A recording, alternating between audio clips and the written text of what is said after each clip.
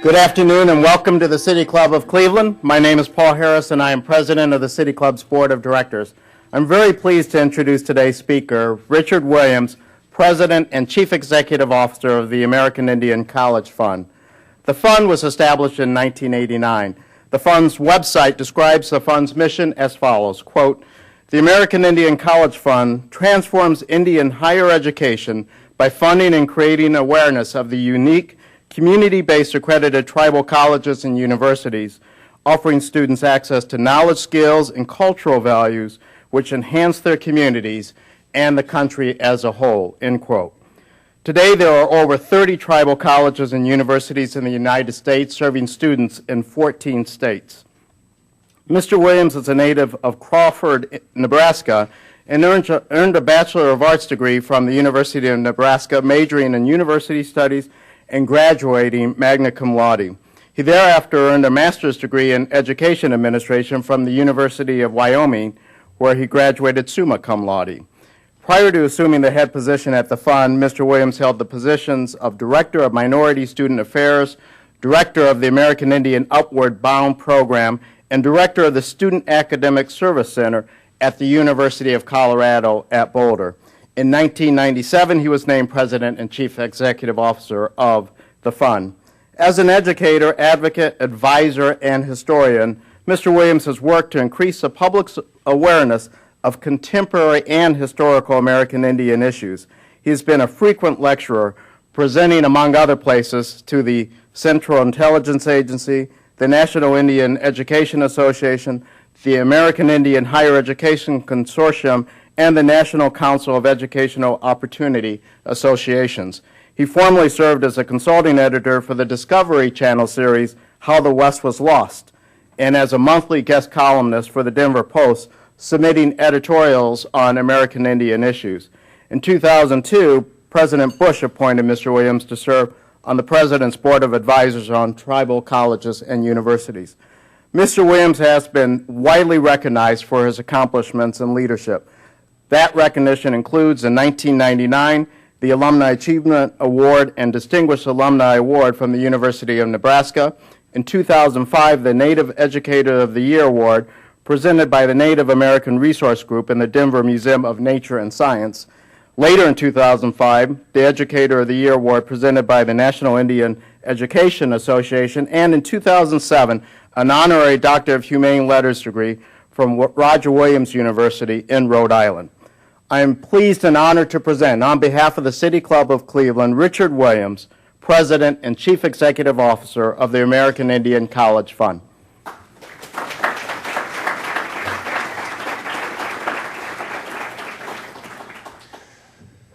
Hao midako yapi.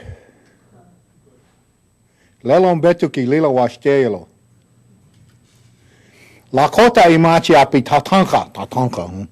Uhaska. Na mila haska imachi api Rick Williams.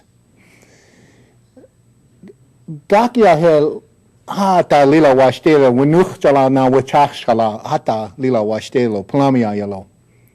I begin my greetings by saying hello, friends and relatives, in Lakota, my native language. I'm very proud to have gone back and have been trying to learn my language. I understand it, but I'm not completely fluent in it. I said it's a good day today, and it is a beautiful day today, and it's a wonderful day to be here. But more importantly, I said I was very honored to be amongst our Winuch Chalas and Wachach Chalas. In our Lakota way, we honor our elders with special names. And it's you out there with the snow in your hair that we honor, and I'm honored to be amongst you today. And so thank you for me being here. A special thanks for Dr. Paul D. Carletto and the Cleveland Clinic Learner Resource Institute for hosting me in Cleveland yesterday and bringing me here today, and really appreciate that. I'll tell a story about Paul later on, perhaps. I'm going to begin with the story, and I think it's it sets the stage for the tribal college movement. And the story goes back to 1868, when the Treaty of 1868 was signed and Indian people agreed to move to reservations. A year later, my great-grandmother was born. Her name was Ida White Eyes. And she was a very strong-willed woman. I was very fortunate to have been raised by my grandmother. My grandmother was born in 1899, and my great-grandmother lived until I was 10 years old. And the reason that I want to tell this story is because a lot of what I learned in life and in those ways was through those very special women. And my great-grandmother was alive she was at the Battle of the Little Bighorn. She saw Custer slain that day. And it's not very often that you can go back in history and have an event like that be a part of your firsthand primary information as a source. And I've always relished that. I've always relished that opportunity to have been with my great-grandmother and my grandmother and hear the stories. But sometimes those stories are tragic, and I think it's very unfortunate that many or much of the history of American Indians ends in tragedy in America. In her case, in 1883, she was taken from her home and taken to Genoa Indian School in Genoa, Nebraska. She, like I said, she was a very strong-willed woman, and she refused to cooperate. When they tried to teach her to write the language, she refused.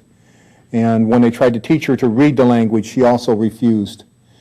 And she was punished frequently. And one day when she obviously upset the teacher took some lye soap and rubbed it in her eyes for refusing to read. She was blind and sent home. She lasted about 5 weeks at the school. In many ways, she was one of the fortunate ones who had that educational experience or that miseducational experience. Because you see, if you go to Genoa, Nebraska today, or you go to Carlisle, or you go to any of the Indian schools, one of the things you'll see is a vast cemetery that holds the graves of the children who weren't as lucky, that never made it home. And unfortunately, that was the beginning of the formal education process for Indian people in America. She was one of the very first to go to have that experience. And it set a pattern of miseducation for Indian people for decades, and it's only recently that we've been able to overcome that. The other thing I think that is important when you think about American Indian people is that at different times in our past we've had a series of challenges that either brought us prosperity or brought us significant decline. And one of those was prior to major immigration into the Plains region, we were doing well in our buffalo economy. We had an animal that was providing for us, provided our teepees, the hides were our teepees, they were also provided clothing, and it was really a good investment in stock that did really give a return for us, food and a way of life. And in about that same period when they were putting us on the reservations, the buffalo were being destroyed to the point at the end of the century there were only about 5,000 buffalo left. At the same time, in 1900, there were only about 250,000 American Indians left in America. So they really, truly destroyed our economy when they destroyed the buffalo.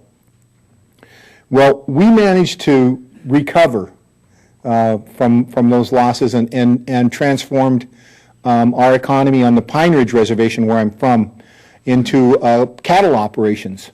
And in our family, we were very prosperous. Although we didn't individually own the herds, we took care of 400 head of cattle for the tribe. My grandmother, who was 7 years old in 1907, had 50 head of horses that belonged to herself. The family had 200 head of horses. And she used to tell stories about traveling to stay at the Broadmoor in Colorado Springs or the Stanley Hotel, traveling by train across the country, traveling to Oklahoma. And she said they were very well off as a people. And In 1889, the United States government passed an act called the Allotment Act. And what the Allotment Act did was it required that reservations be broken up into individual allotments to individuals of 160 acres, and then the remaining surplus land. Now, I don't ever recall ever finding any surplus land. I'm not sure what that really meant, but the surplus land was later sold, and so they came to our reservation in 1907, and my grandmother remembered the day well. She said a man came and they took all the cattle and they took all her horses. And she said a week later they came back, a man with a mule and a sack of seeds and a plow, and said, you guys are going to be farmers now. And this is in an area of the country that is too arid to produce anything. To this day, that land has never been turned because it's not productive to produce anything. It instantly plunged us into poverty. And it was a poverty that we've never recovered from. Today, if you visit the Pine Ridge Reservation, we have unemployment rates up to 80%. We have significant economic challenges. We have our per capita income reservation-wide is less than $4,500 per person. And so it was a tremendous tragedy that really devastated our communities and our people. Also, the implementation of the educational systems were very brutal and traumatic. Even up to my time, the boarding schools were a very negative experience. I went to a boarding school in the 5th grade, and I lasted about 3 days. When they took the keys out and they started hitting me over the head, I ran. And I ran away and along with my cousin, and we hid along the river, and eventually we made it back to our home, and we never returned. My grandmother was very upset, and she refused to let them try to take me back to that school. I went on to another school and didn't go back to the boarding schools, and that was sort of the history of education for Indian people, and it was absolutely horrible. If you take us during that time from about the turn of the century, 1900. One of the things that happened, and I think a lot of people don't realize this, is that in 1924, American Indians became citizens of the United States. And it was a direct result because of our participation, the number of our people who participated in World War I. After the war, they found out that it was illegal for Indians to participate because they weren't citizens. And yet, a huge number of our people had participated. And so, one of the actions they took after that was to grant us citizenship in our own country, which was kind of ironic, I thought. Well, the other thing that I think happened to us along the way that has an impact on our educational systems is they passed the Indian Reorganization Act in 1934. And when I came in with the Indian Reorganization Act, essentially they did away with the traditional forms of governance. So our governments were completely destroyed and replaced with a corporate form of government. And that has been in place since then. It is a corporation's operations that, a chairman, a vice chair, your board of trustees is not a way to govern people. And we've had trouble with it ever since, and that's complicated issues on our reservations.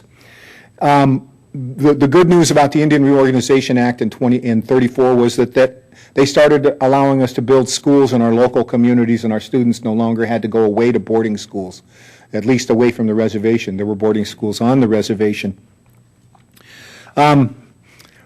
We suffered under these conditions for many generations. For 40 years, there were no changes on our reservation until the Civil Rights Movement in America.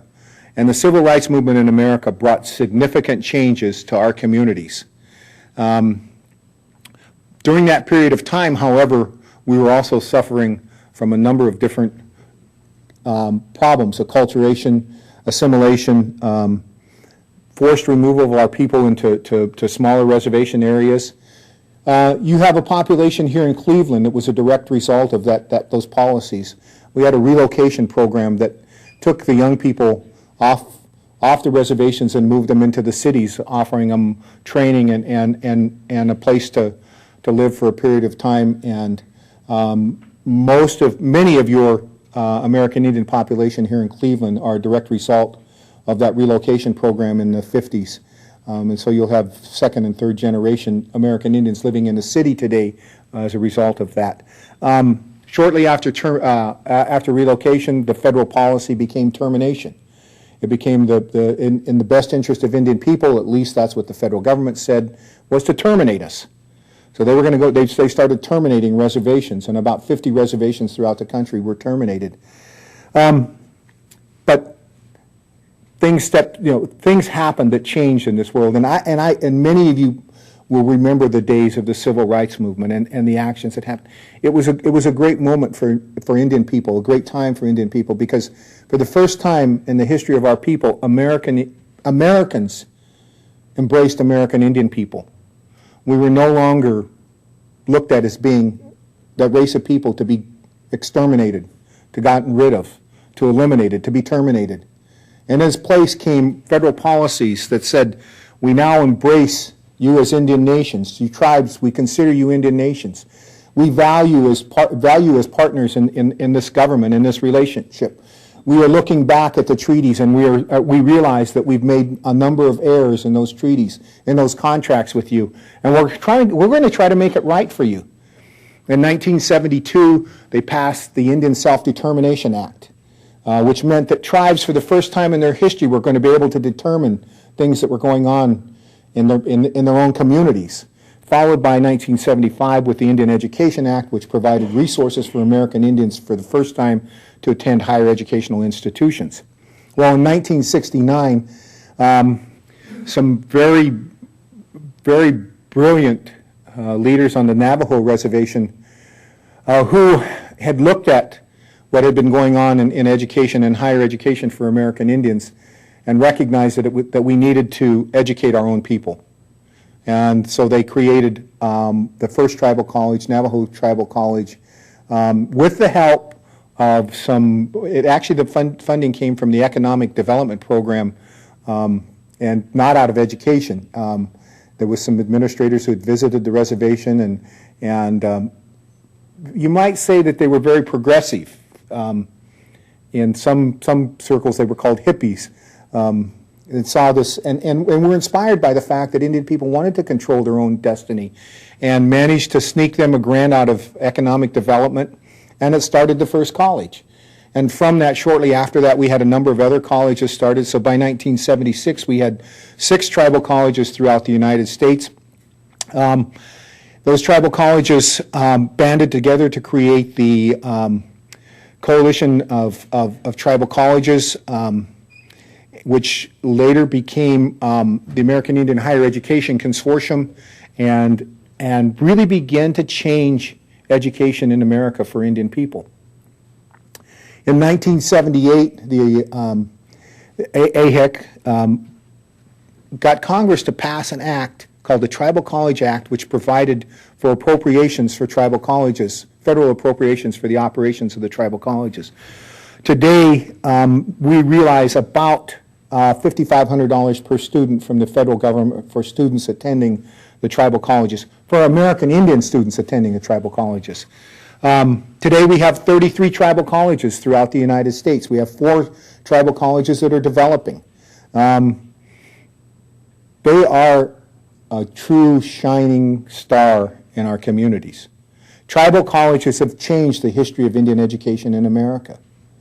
Gone are those days where our students have to go off the reservation to get an education, often failing 65% of the time and coming home dejected and disappointed. In its place is an educational system that was created by us, for us, and we have to follow the same accreditation standards that any other institution in the country follows. They're not minimized education at all. They're high quality education, but they're meeting the needs of our people. In our institutions, you can learn your own history. You can learn about your own culture. You can learn about your own religion. You can learn your own language.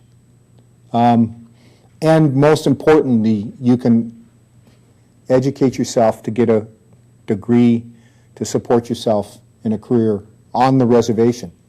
That was a very important part of the educational process for our students. We wanted them to stay home For years and years, people left the reservation. The best and the brightest left. The brain drain was horrific. It caused us our institutions and our intellectual capabilities were decaying, and it was disappointing when you saw the decline in our communities. Today that's changed. In reservations that have tribal colleges, you're seeing significant improvements in economic development. An example is on the Pine Ridge Reservation. 20 years ago, if you went and surveyed the teachers in the schools, and all the schools on the reservation, 95% of those teachers were non-Indian.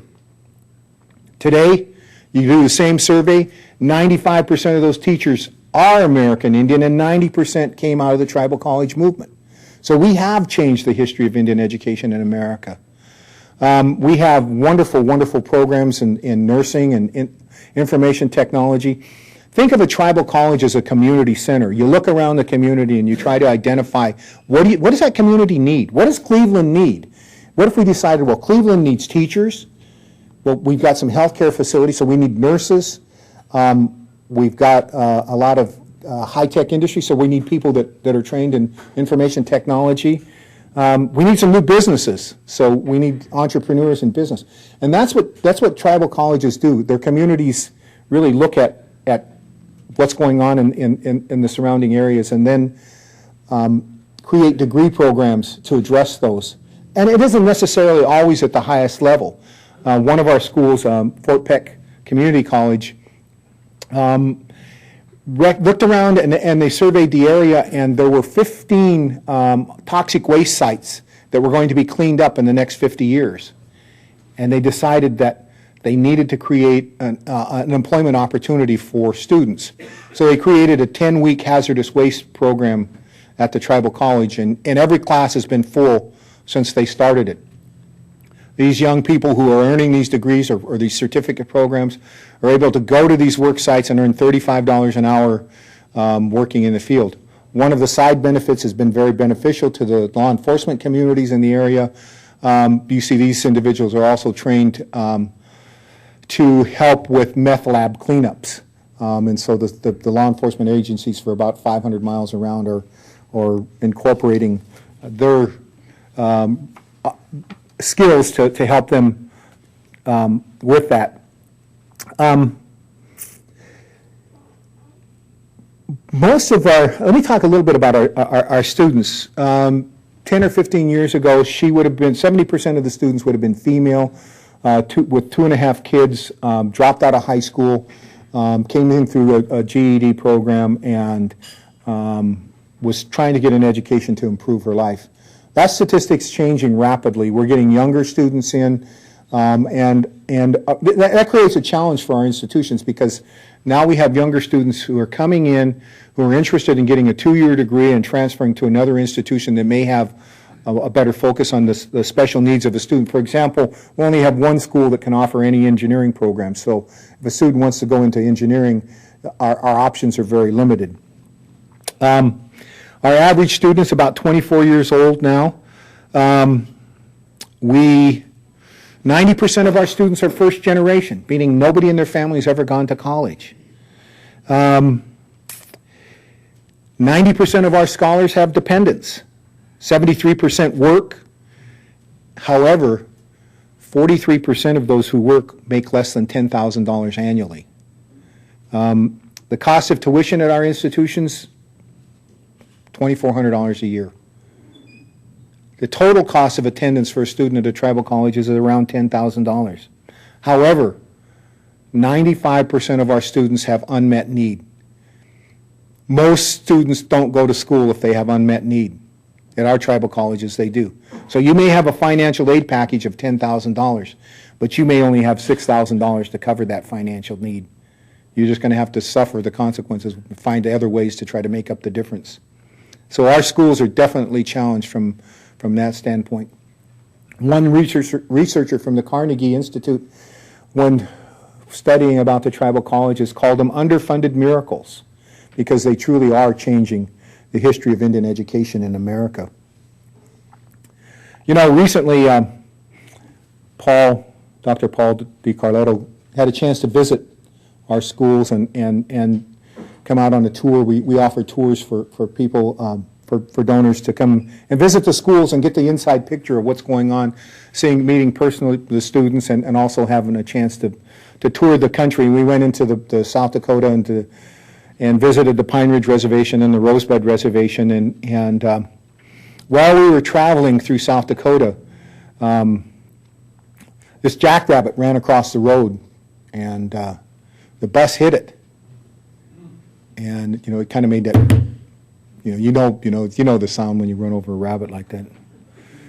And Paul jumped up and said, "Aren't you guys going to do anything about this?" And I said, "Well, we don't have any medicine people that can take care of that." He said, "I'm a doctor." I said, "I can take care of that." And they stopped the bus, and Paul got out. He got in his bag, and he had this can.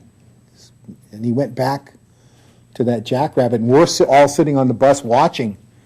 And he's bending over, look like he's praying, and all of a sudden he sprays that jackrabbit sprays it. Just sprays it. And pretty soon that jackrabbit started to twitch a little bit, and he sprayed some more.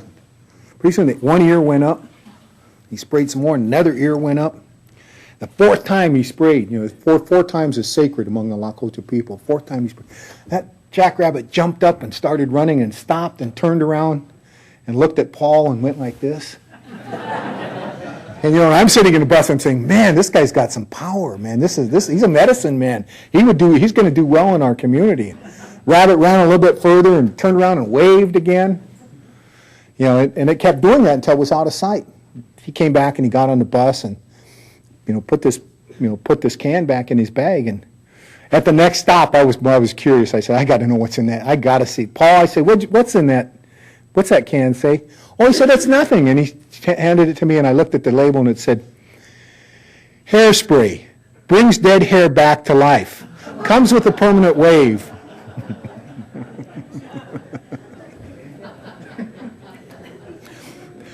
Let me close with a story. My grandmother was a wonderful storyteller, and this story is a very important part of our life. And I'm going to shorten the story quite a bit.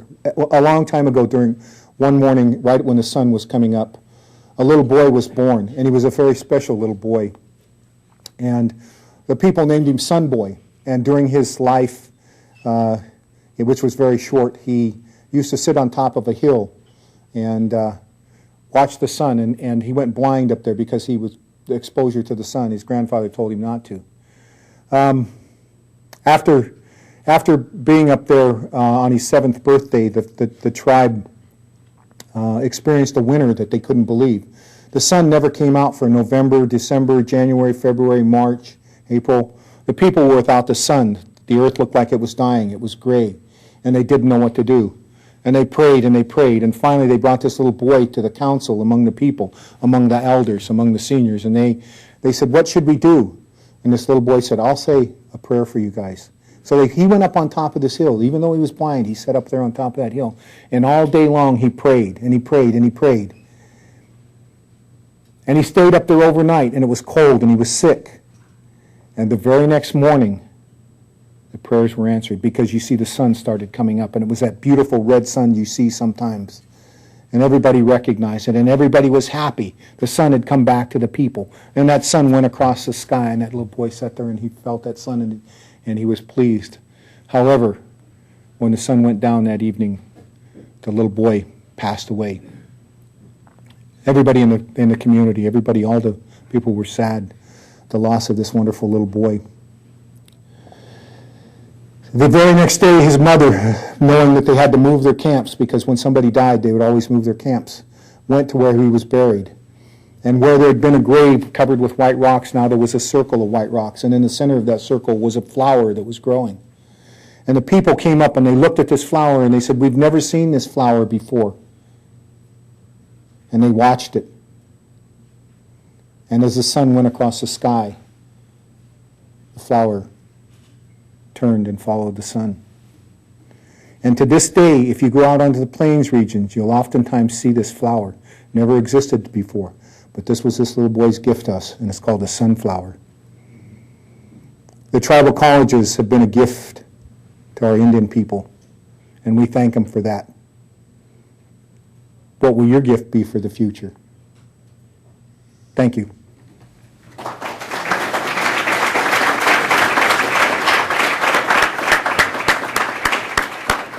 Today at the City Club of Cleveland, we are listening to a Friday forum featuring Richard Williams, President and Chief Executive Officer of the American Indian College Fund. We'll return to our speaker momentarily for our traditional City Club question and answer period. We'd ask you to start formulating your questions now, and also would respectfully request that your questions be brief and to the point so we can get as many questions in as possible.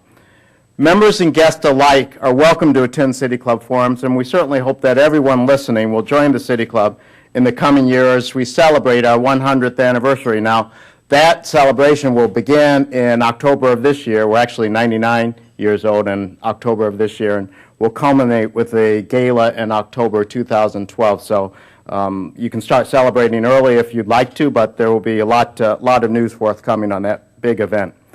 We welcome all of you here and those listening to WCPN 90.3 FM, WCLV, WTAM, or one of the many radio stations across the country. Our television broadcast partner is WVIZ PBS IdeaStream. Television broadcasts of the City Club are made possible by Cleveland State University and PNC, and our live webcasts are supported by the University of Akron. We are very pleased to welcome guests today at tables hosted by KeyBank and by the Cleveland Clinic Learner Research Center. Thank you for joining us today. Today's program is the Cyrus Eaton Memorial Forum, made possible by a generous gift from the Cyrus Eaton Memorial Foundation, and we'd like to thank the foundation for its strong support. Now we would like to return to our speaker for our traditional City Club question and answer period. We welcome questions from everyone, including guests. Holding the microphone today is City Club Program Director Kerry Miller. First question, please.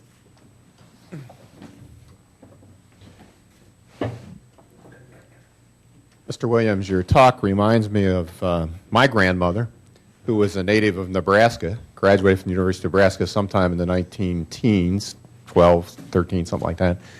And late in life, she was a woman of books. She wrote a story about a Indian chief named Joseph LaFleche, known as Iron Eyes, from someplace near Walt Hill. I visited the reservation with her late in the 60s once. And the book emphasized the education of the children in the family and how they became leaders in the community, doctors, and I forget the other occupations. Obviously, that was before the Indian colleges. I'd kind of like you to comment on the history of education in that period. You know, was this going to public schools, et cetera. But I'd also like to know a little more about the current situation of Indian colleges. Are they mostly two-year colleges you referred to? Are any of them east of the Mississippi? I'm familiar with the Cherokee, Eastern Band of the Cherokee in North Carolina.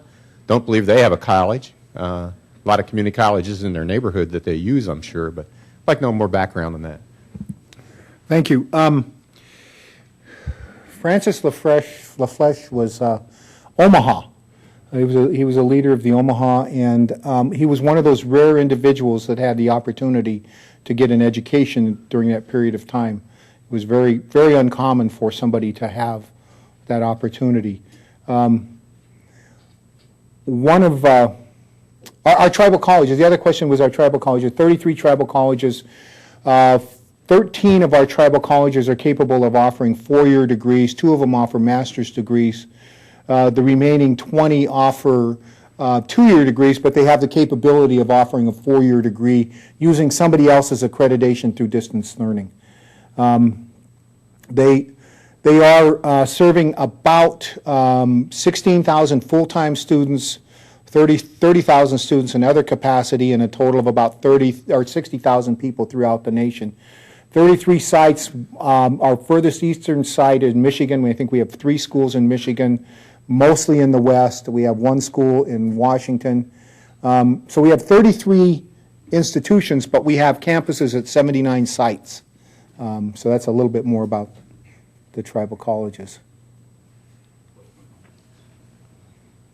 Mr. Williams, I'm admiring the feather on your cap. I have a hat I cherish with a feather not quite as elegant as yours, but in the same league. I ask you about that specifically because I do think the feather has endured as a symbol of American Indian apparel, and indeed it's popular in other kinds of apparel too. But I'd ask you if it does carry some special symbolic appeal to you, but also touch on the question of assimilation and how much assimilation is considered something that you take to 100% and you disappear into the culture versus assimilation to the point of good success in the larger culture, but still a distinctive style and separate, call it a tribal or at least American Indian identity. So that's my question. Excellent questions. I wear two feathers in my hat, and they're not eagle feathers. Actually, one of them is rawhide. One of them, the blue one, was a gift to me from one of my very special friends who's an FBI agent, and he just wanted to honor me with the recognition of the work that I've been doing in education. So twice in my life I've been bestowed eagle feathers, which is the highest honor that you can receive in our societies. I don't wear those in public. I will only wear them during ceremonial events. Assimilation, that's a very interesting kind of challenge. Particularly when you look at federal policy over a period of time. That was primarily the policy of the federal government. They really believed that it would be in the best interest of Indian people if we completely assimilated and disappeared from the surface of the earth and did nearly everything possible to try to make that happen. And I think that, you know, at the turn of the last century, when you look at the Indian population being to only 250,000, it came nearly to becoming a reality. And in fact, they believed it so much that they struck a coin to represent the end of that era, and that was the buffalo nickel. It was really designed because they considered that to be the end of the trail for Indian people. And somehow we've managed to survive. And I'm really glad that we've had, you know, that when my grandmother died in 1969, she said to me, grandson, I want to be buried in the traditional ways, and she laid out exactly. And she said something to me that was paralyzing at the time. She said, I'm the last of the Indian people. We're not going to exist very much longer. And had things not changed in America, that would be true today. And remember, I talked about this renaissance of Indian people happening after the Civil Rights Movement. And had that not changed, had the federal government's positions and had people in America not begun to embrace in a very positive way Indian culture, we would have been extinct within the next couple generations of people. Today we're thriving and we're in much better situations than we were back in the 50s and the 60s. Part of it is that a lot of America has embraced our culture, and it's no longer deemed necessary to assimilate into contemporary society. That it's okay to be an Indian. It's okay to be a professor and be an Indian. It's okay to be a doctor and be an Indian. And so I think we've been able to carry on our culture and carry on our ways and still be accepted in America. And that's probably the biggest change. So it's not, and it's not necessarily for us to lose our identity when we come to the city. We can embrace our culture and our heritage as much in the city today as we can if we're back on the reservation. I think the important part about the tribal colleges is strengthening those communities back home. We needed good leaders. We needed good, well-educated leaders. One of the things that I've noticed in our communities is that, one of the horrible social problems that we had historically was alcoholism. In our communities where we have educational institutions that are helping educate our people, the better educated our people are, the fewer number of alcoholics there are in our communities. So we know the importance of education. We know how it's changing our lives and changing our communities, but we also know that we need to keep some of our people home to provide that leadership to help with that change, and especially in the world today, the way it's changing. I don't Twitter, but I shake a little bit. Hi, Mr. Williams. My name is Sam Chestnut. I'm the head of the Ratner School here in Cleveland, and next week we'll actually be on the Northern Cheyenne Reservation with Dr. Richard Littlebear, who came here to our community. We've established a partnership with that Indian college, and we're really proud of that. and our students will be there also. So it's going to be a terrific experience. Dr. Littlebear, when he came to our community to speak, spoke a lot about native languages. And as you know, that's near and dear to his heart. And you spoke about it at the beginning of your talk about relearning your native language. I'm just curious, I know his perspective about that, the fact that he feels that reviving or keeping native language alive is actually a healer for his people and others. And I'm curious about that in your community. He's one of my heroes. Dr. Littlebear, when he took over the college, Chief Belknap College on the Northern Cheyenne Reservation, there were only 7 speakers left in the community. And through his effort to institutionalize and create an academic program for the learning of the language and the teaching of the language, we now have over 40 teachers spread out throughout Montana that are capable of teaching the language. So Dr. Littlebear was one of those ones who saved the language and saved a very important language that would have been lost to all of us. And that would have been a shame for that to happen. I'm part Northern Cheyenne, and like I said, he's one of my heroes. I know your students are going to have a marvelous experience up there. It's a beautiful, beautiful place, and the people are absolutely wonderful, caring, and giving. You mentioned that someone gave you a feather to honor you. I think we have a real problem with Indian mascots in professional sports and scholastic sports, and they excuse this by saying that, well, we're really honoring the Indians.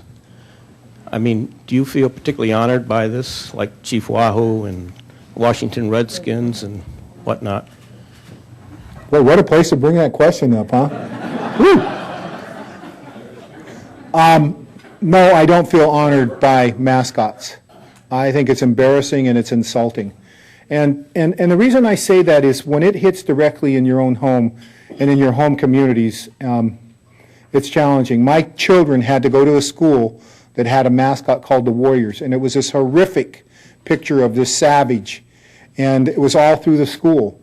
And when my son was in 7th grade, they had posted pictures of this horrible mascot all through the school, and it infuriated him, and he went around and he tore down all the pictures. And they saw him do this, so they called him into the principal's office, and they said, "What are you doing? Why are you doing this?" And he said, "These are insulting to me. This is absolutely horrible. I don't want to go to school here. I hate this place." They called us in, and we had to do an intervention, and he was very, very upset. And anytime you have a situation in a school that has an impact on a student's psychological well-being, then something needs to happen. Something needs to change. And we were able to convince that school to change, not necessarily the Warriors, but to change the image to a Spartan warrior instead of that ridiculous caricature of a savage and the representation of that. And I think that we need to be more sensitive. And one of the things that happens in America is that a lot of people don't consider the Indian point of view. They don't ask us before they do these things to honor us. And sometimes they don't even know what they're doing. University of North Dakota Sioux. Sioux was the common word that people use to describe our people. Well, you know what? It's a derogatory term. Sioux was the Ojibwe people who we lived next to in Minnesota before we were forced out onto the plains. When the French came among the Anishinaabe, the Ojibwe people, they said, "Who are those people living on the other side of the river?" And in their language, they called us the snakes, lowest living being on earth. And so the French converted the word. I'm not sure exactly, but it was Dewa Sune. And from that, the historians and anthropologists started calling us the Sioux. We never called ourselves the Sioux and would never have called ourselves the Sioux. We were Lakotas, Nakotas, and Dakotas. And so, but through contemporary times, a school gets named the Fighting Sioux. We'd like to see them change it to the Fighting Snakes if they want to keep a derivation of the word. And there was a time, I think that people were trying to honestly do good things. I think the story of the Cleveland Indian is one of the more admirable ones. And I think that, to honor that baseball player was a very big honor. My grandfather played for the White Sox in the 1920s. And so I understand the thing, but I think that you really want to do it in a consultative, sensitive way. I would love to see the owner of the Washington Redskins come to us and talk to us about how can that be adapted into something that's positive, and do it with respect.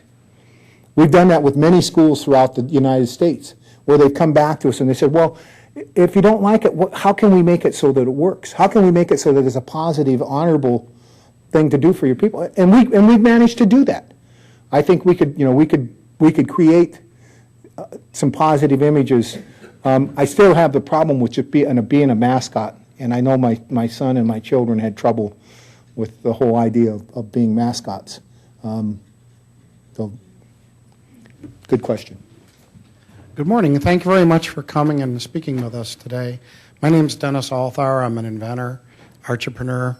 I'd like you, if possible, to enlighten us a little bit more about your experience with Upward Bound, because you spent quite a bit of time doing that. I am a result of Upward Bound. I think that if we don't plant seeds early and water them and get an appreciation for education and music and art, that's what gets people to where they have a taste for higher education, a taste for culture, etc. And I really believe it's something I'd like to hear you talk a little bit about, so I think it's very important. In 1981, I started a program called the American Indian Upward Bound Program at the University of Colorado for Science and Self-Determination. And Upward Bound, simply put, is one of the greatest programs available for all communities. This isn't an Indian program. This is a program that is part of the TRIO programs. And essentially what we did was we took American Indian children from their communities, I think at that time 15 communities across the United States, and we had them for 3 years, and part of that experience was every summer they would come to the campus for a 6-week summer program, and I academically abused those kids when they were on my campus. I tortured them academically, but I prepared them to go to college. Today I have hundreds of kids who participated in my Upward Bound program who are doctors and lawyers and politicians. Well, maybe not politicians. Doctors and lawyers. Musicians and artists. And it was absolutely a wonderful program. It was a wonderful way for us to bridge that gap between our Indian communities and higher educational institutions, and it was very, very successful. I would love to have an Upward Bound program at every one of our tribal colleges that would significantly improve the quality and the experience of students coming to the tribal colleges. And I forgot to mention, do you know 20% of our students at tribal colleges are non-Indian? That's a pretty good sign that something's going on good, huh? Mr. Williams, you've had obviously a very long relationship with the American Indian, Native American community. It's a rather coincidence you're here today.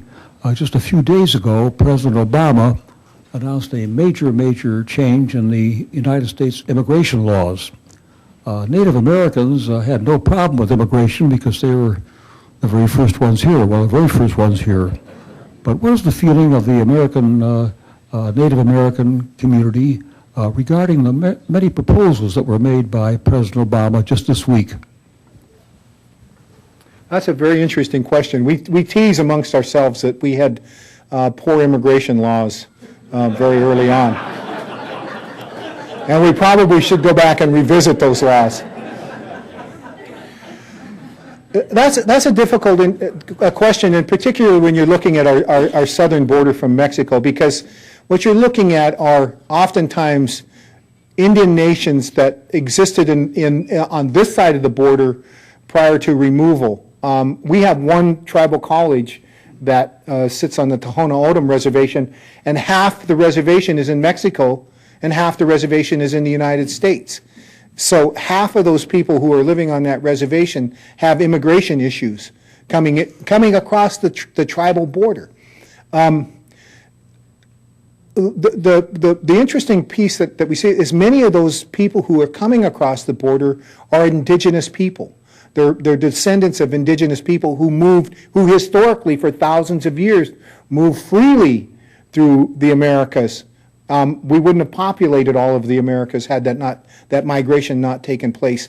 And so when we have contemporary laws about how we control immigration, and again, I'm speaking personally for myself, I think that if there are people who are indigenous to this continent, we should be finding ways to absorb them into our communities and embrace them as part of our indigenous populations in this world.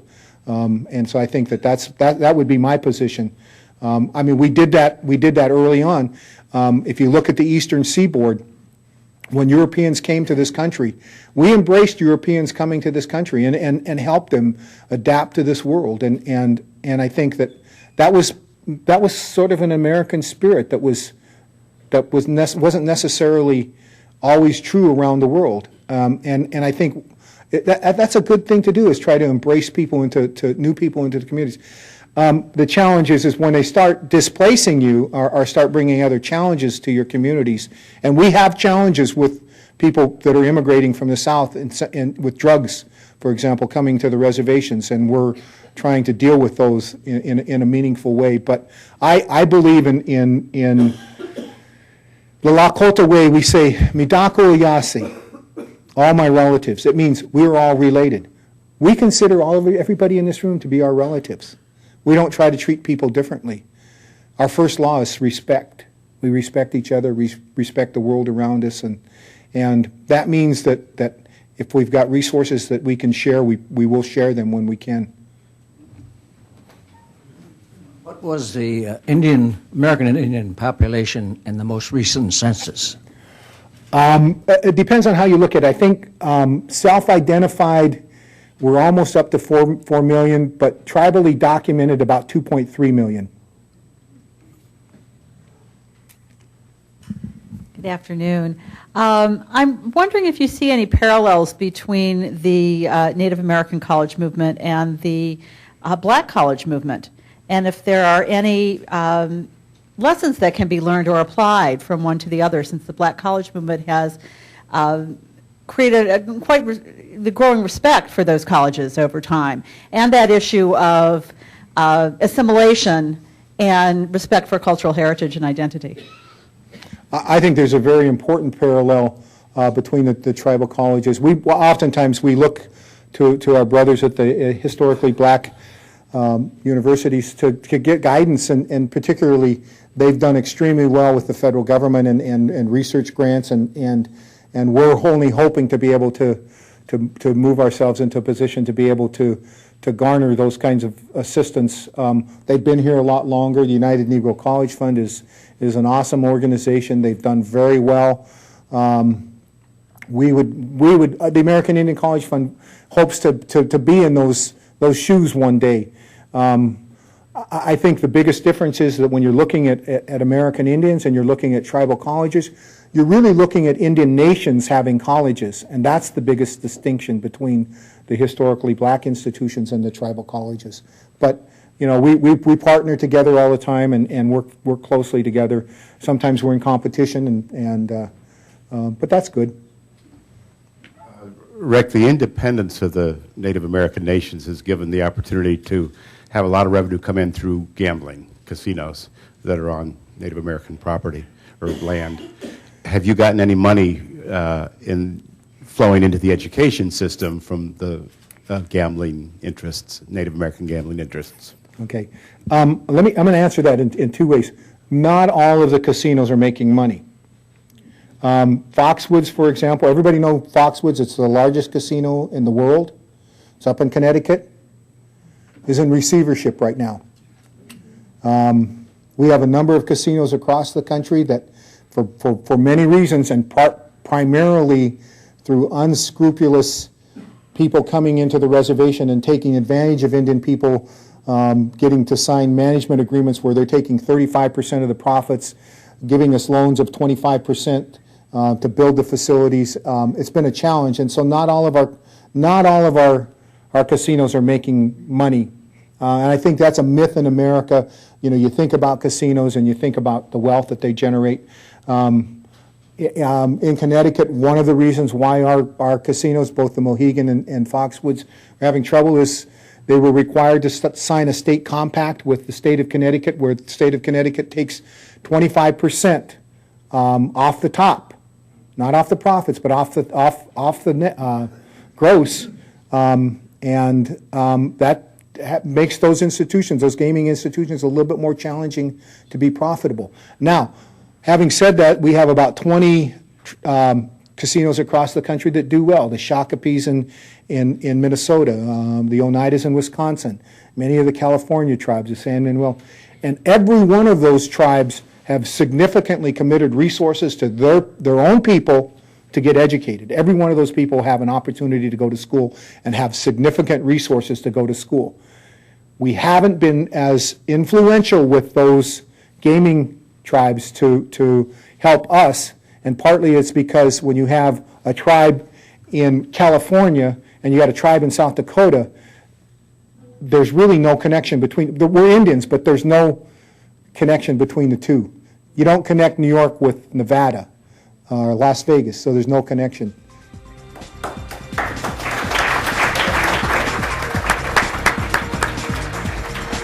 Today at the City Club of Cleveland, we have been listening to a Friday forum featuring Richard Williams, President and Chief Executive Officer of the American Indian College Fund. Thank you very much, Mr. Williams, for sharing your stories and informing us here today. Thank you, ladies and gentlemen, for joining us. This forum is now adjourned.